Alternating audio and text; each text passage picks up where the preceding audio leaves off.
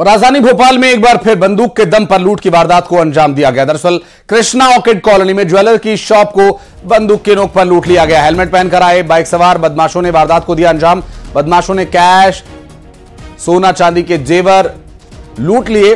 बाग सिवनिया थाना क्षेत्र का यह पूरा मामला बताया जा रहा है। लूटपाट की इस वारदात के बाद से लगातार इलाके में सनसनी है और पूरे क्षेत्र में पुलिस के इकबाल पर एक बार फिर उठ रहे हैं सवाल। आपको बता दें कि पुलिस अब आरोपियों की तलाश में जुटी हुई है जो कि इस लूटपाट की वारदात को अंजाम देकर फरार हो गए थे। हेलमेट पहनकर आए बाइक सवार बदमाशों ने कैश समेत दुकान में रखी ज्वेलरी को भी चोरी कर लिया, छीन लिया और भोपाल में एक बार फिर से हथियार के दम पर लूटपाट की वारदात को अंजाम दिया गया है।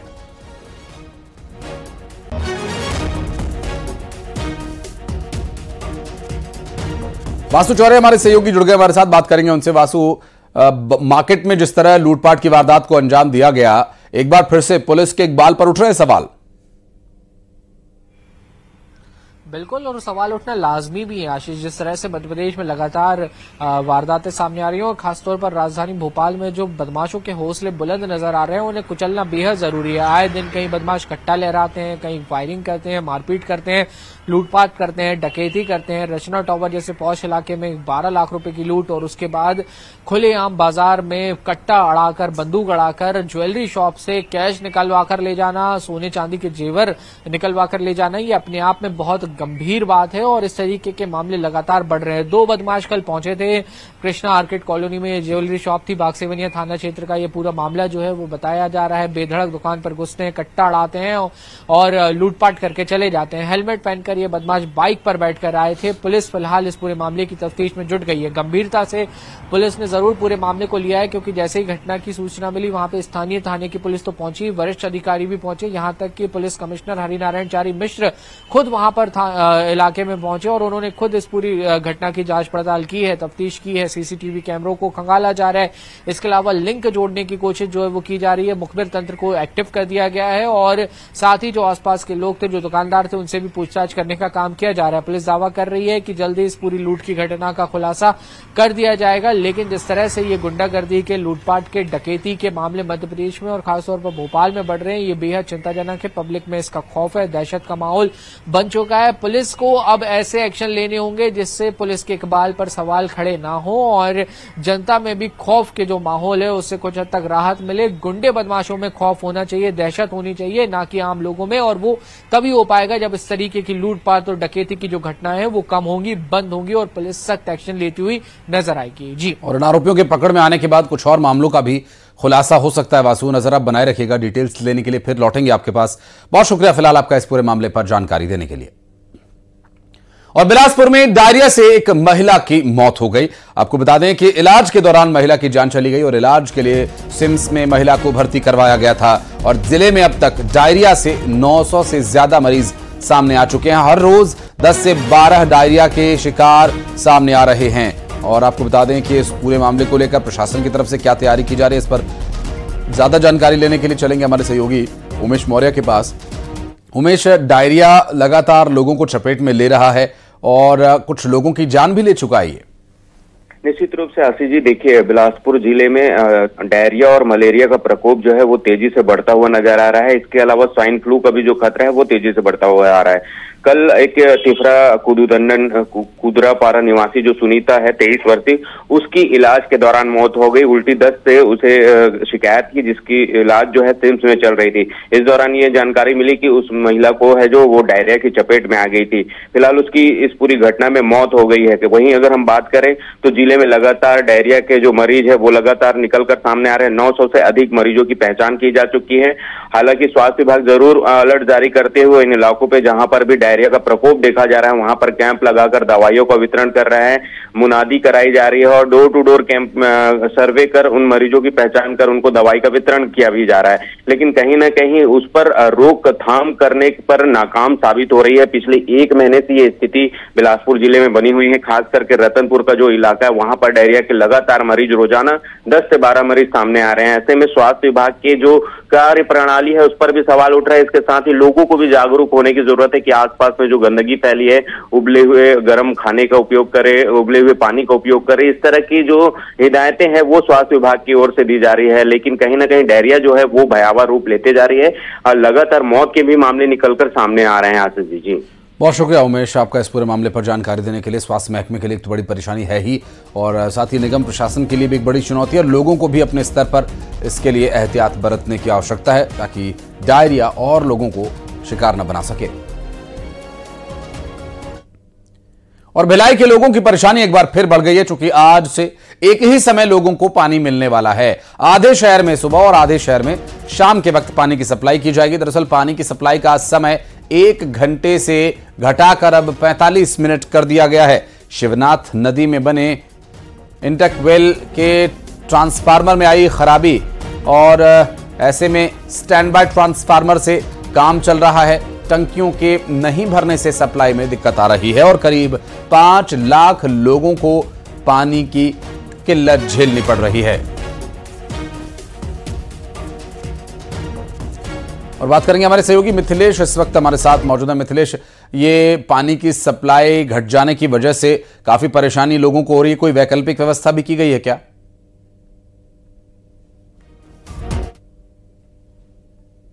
कि स्टैंड बाय ट्रांसफार्मर से ही जो जलागारों को भरा जा रहा है, लेकिन उसमें उतनी कैपेसिटी नहीं है कि वो इतनी बड़ी टंकियों को भर पाए। इस वजह से एक ही टाइम लोगों को पानी मिलेगा। करीब 5 लाख की आबादी इससे प्रभावित हो रही है। लगातार ये देखा जाता है कि भिलाई में एक के बाद एक समस्याएं आती रहती है और लोगों को परेशान होना पड़ता है। ठीक वैसी ही एक फिर से एक समस्या आन खड़ी हुई है कि अब जो है कि लोगों को एक ही टाइम पानी मिलेगा, क्योंकि ट्रांसफार्मर में खराबी आ गई है। इंटक वेल जो है पर ट्रांसफार्मर बड़े बड़े लगे हुए हैं, वहां पर ट्रांसफार्मर खराब हो गया है। इस वजह से जो 66 और 77 MLD फिल्टर प्लांट है वहां तक पानी नहीं पहुंचेगा, और इस वजह से जो उच्च स्तरीय जो पानी के टंकियां हैं वहां तक पानी नहीं पहुंचेगा। और यही वजह है कि अब जो है पानी की सप्लाई बाधित हो रही है, आधी टंकियां ही भर पाएगी। इस वजह से अब शहर को 2 पार्टों में बांटा गया है। सुबह के टाइम आधे शहर को पानी मिलेगा और शाम को आधे शहर को पानी मिलेगा, क्योंकि ट्रांसफार्मर खराब हो गया है। उसके जल्दी बनने की कोई संभावना नजर नहीं आ रही है। हालांकि ये कोशिश की जा रही है कि जल्द से जल्द बन जाए, लेकिन फिलहाल तक की स्थिति तो काफी खराब है। अभी स्टैंड बाय ट्रांसफार्मर से ही काम चलाया जा रहा है। तो ऐसे में देखने वाली बात यह होगी कि नगर निगम कब तक लोगों को राहत दे पाता है, कब तक ट्रांसफार्मर बन पाता है। लेकिन जब तक ट्रांसफार्मर नहीं बनेगा तब तक स्थिति यही रहेगी। इस वजह से करीब 5 लाख की आबादी को सफर करना पड़ेगा। जी बिल्कुल, और चूंकि समय भी कम कर दिया गया है, जो पहले 1 घंटा सप्लाई किया जाता था वो 45 मिनट ही सप्लाई हो सकेगा। तो पानी की किल्लत इस बारिश के मौसम में लोगों को न हो, इसके लिए उन्हें अपने स्तर पर भी कुछ इंतजाम करने की आवश्यकता यहां दिखाई दे रही है। बहरहाल बहुत बहुत शुक्रिया आपका मिथिलेश, इस पूरे मामले पर जानकारी साझा करने के लिए। बढ़ते आगे और बलरामपुर में लकड़ी तस्करों पर एक्शन की खबर आपको दिखाते हैं, जहां अवैध इमारती लकड़ी सहित पिकअप को जब्त कर लिया गया। बड़ी मात्रा में अवैध लकड़ियों को जब्त किया गया। एक तस्कर को भी गिरफ्तार किया गया। दरअसल कुछ फरार बताए जा रहे हैं। सेंदूर गांव के जंगल से ये लकड़ी की तस्करी की जा रही थी और ये बनारस ले जाए जाने की तैयारी में थे, और इमारती लकड़ियों का इस्तेमाल बनारस में बेचने के लिए करना था, और ये एक बड़ी कामयाबी, कार्रवाई की जा रही है। को मुखबिरी सूचना मिलने के आधार पर हमारी वन परिक्षेत्र बलरामपुर की टीम सेंदूर गांव में दबिश करने गई, और परिवहन करते समय सेंदूर गांव में ही करीबन सुबह 4:30 बजे एक पिकअप वाहन को जब्त किया गया, जिसमें 6 नग साल लट्ठा बरामद किया गया है, जिसका कुल घन मीटर 1.527 है, और अनुमानित उसका जो मूल्य है वो 52,000 रुपये है। और अंबिकापुर में त्योहार को देखते हुए फूड एंड सेफ्टी डिपार्टमेंट पूरी तरह से अलर्ट है। मिलावटी और खराब मिठाइयों की जांच हो रही है। कई दुकानों के मिठाई के सैंपल्स दिए गए हैं। जांच के लिए लैब में सैंपल्स को भेजा गया है। फूड एंड सेफ्टी डिपार्टमेंट की तरफ से अलर्ट जारी किया गया। आपको बता दें कि त्योहारों को देखते हुए खाद्य विभाग ने यह अलर्ट जारी किया है। मिलावटी और खराब मिठाइयों की जांच हो रही है। कई दुकानों के मिठाई के सैंपल्स दिए गए हैं और जांच के लिए इन्हें लैब भेजा गया है। दरअसल ये जो मिठाई की दुकानें हैं, यहाँ खराब मिठाइयाँ इस्तेमाल में लाई जाएं और उन्हें बेचा जाए, ऐसा खाद्य विभाग को मंजूर नहीं, और ऐसे में इस पर कार्रवाई की जा रही है। और बिलासपुर में छात्र को बुरी तरह से पीटने का मामला सामने आया है। Railway English medium school number 2 में छात्र को बुरी तरह से पीटा गया। ये 8वीं कक्षा का छात्र है जिसे बेदम शिक्षक ने पीटा है और उसके शरीर पर निशान उभर आए हैं। दरअसल नोट्स न लिखने की वजह से इसे बेरहमी से पीटा गया। पिटाई से छात्र बेसुध हो गया था और परिजनों ने इस पूरे मामले की शिकायत की है और शिक्षक पर कार्रवाई किए जाने की भी मांग परिजनों की तरफ से की जा रही है। और श्योपुर में एक दुकान में भीषण आग लगने का मामला सामने आया। शॉर्ट सर्किट से आग लगी थी। दमकल की गाड़ियों ने आग बुझाई और लाखों का सामान इस दौरान जलकर राख हो गया। दुकान में भीषण आग लगने का यह पूरा घटनाक्रम श्योपुर से सामने आया और प्रथम दृष्टया जो कारण पता चल पाया वो शॉर्ट सर्किट होना बताया जा रहा है। मौके पर पहुंची दमकल की गाड़ियों ने आग पर काबू पाया और काफी मशक्कत यहां पर दमकल विभाग के कर्मचारियों को करनी पड़ी और लाखों का सामान इस अग्नि में स्वाहा हो गया।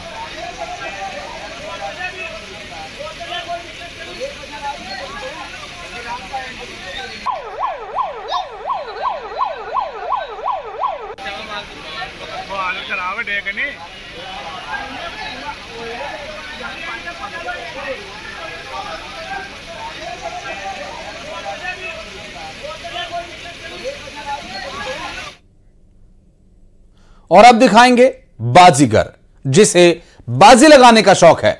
ऑनलाइन गेमिंग का ऐसा दीवाना कि जिसने 3 पत्ती गेम में अपने ही रिश्तेदार के घर डाका भी डाला।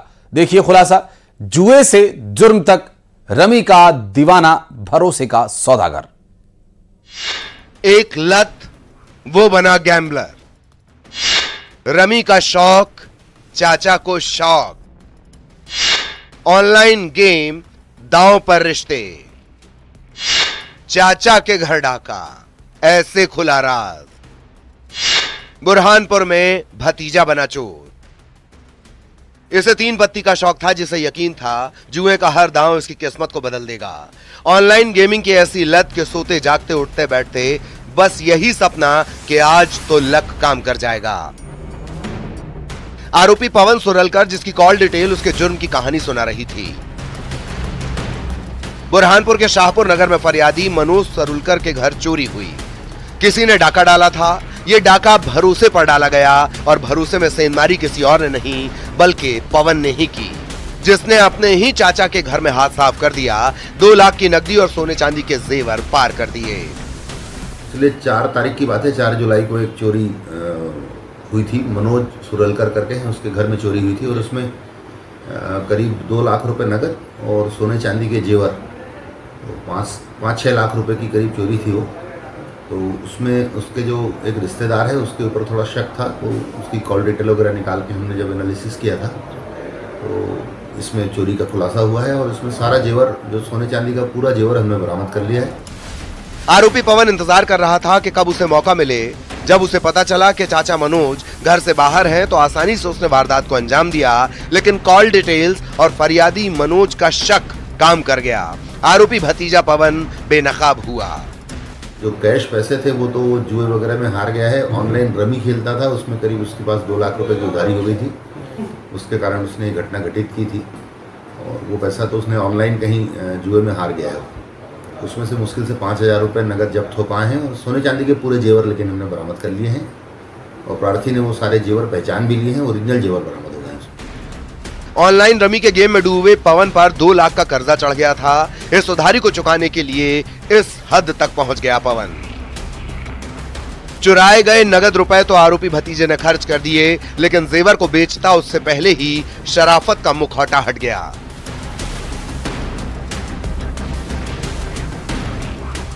बुरहानपुर में गणेश बाविष्कर के साथ bureau report, news 18 Madhya Pradesh Chhattisgarh.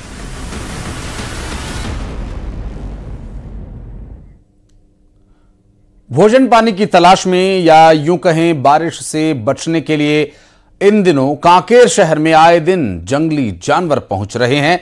दरअसल आपको बता दें कि यहां एक पीजी कॉलेज के पीछे के क्षेत्र में भालू देखा गया और पीजी कॉलेज के बिल्डिंग के पीछे लोगों ने भालू को देखा और उसका एक वीडियो बनाया, जिसे सोशल मीडिया पर काफी देखा जा रहा है। और इसके साथ ही लोगों में भालू को लेकर डर भी है, कहीं ये भालू किसी को नुकसान न पहुंचाए।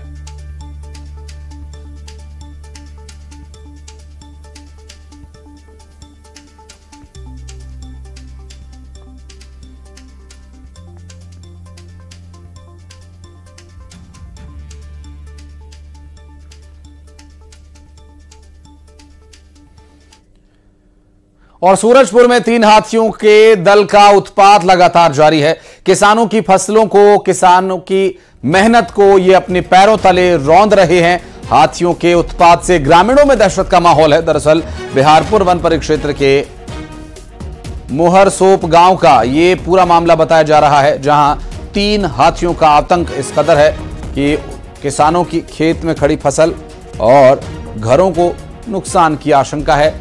ये हाथी जहां तहां विचरण कर रहे हैं और रिहायशी इलाके में हाथियों के आ जाने से यहां रह रहे ग्रामीणों में भी भय का माहौल है। और रायपुर में आज स्वतंत्रता दौड़ का आयोजन हुआ और दौड़ में शहर के हजारों लोगों ने हिस्सा लिया। भगत सिंह चौक से कलेक्ट्रेट तक दौड़ का आयोजन किया गया। आम लोगों के साथ साथ collector doctor Gaurav Singh, SSP Santosh Singh और विधायक पुरंदर मिश्रा ने भी इस दौड़ में हिस्सा लिया। उन्होंने दौड़ लगाई। स्वतंत्रता दौड़ का आयोजन किया गया है और हमारे बीच कलेक्टर डॉक्टर गौरव सर हैं। हम बात करेंगे, सर किस तरह का यह आयोजन है? देखिए, हर वर्ष आज के दिन स्वतंत्रता दौड़ का आयोजन होता है। उन सभी स्वतंत्रता संग्राम सेनानियों को श्रद्धांजलि है जिन्होंने इस देश के लिए अपने प्राणों न्यौछावर किया और आश्वस्त भी कि आने वाली जनरेशन के हाथ में देश पूरी तरीके से सुरक्षित है। जी, एसएसपी संतोष सर भी हैं। सर, स्वतंत्रता दौड़ का आयोजन किया गया। इस दौड़ में बेसिकली हम लोग ये संदेश देते हैं कि देश को जिन स्वतंत्रता सेनानियों ने आज़ादी दिलाई है उनको याद भी किया जाए और उनके वैल्यूज़ को हम लोग रीअसर्ट करते हैं कि ये वैल्यूज़ कितनी ज़रूरी है कि हम लोग अपने कर्तव्यों का, अपनी जिम्मेदारियों का पालन करें।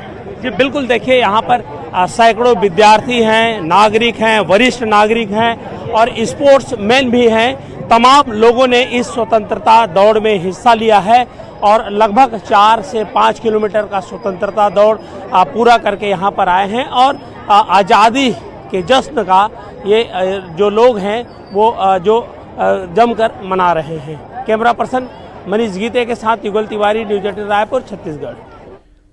और पेंड्रा के झोझा जलप्रपात को देखने के लिए बड़ी संख्या में लोग यहां पहुंच रहे हैं। दरअसल ये जिले का सबसे ऊंचा जलप्रपात है। 3 खंड से ये नीचे गिरता है और इस जलप्रपात को देखकर रोमांचित हो उठता है रोम रोम। ऐसे में इस जलप्रपात को देखने के लिए काफ़ी लोग आते हैं। इस समय खरी नाले और टिनटिन नाले के मिलने से ये बड़ा जलप्रपात बनता है और जिले के बस्ती बगरा गांव के पास पहाड़ के नीचे झोझा का ये विहंगम दृश्य दिखाई देता है।